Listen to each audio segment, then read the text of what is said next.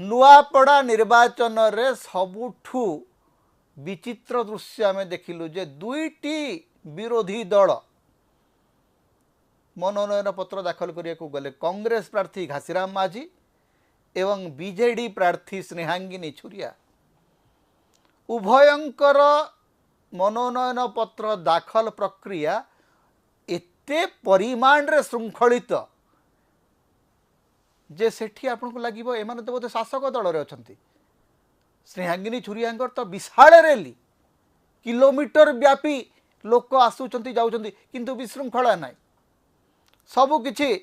नियंत्रित अवस्था रे अछि सबु किछि सठिक ढंग रे परिचालित होउछि।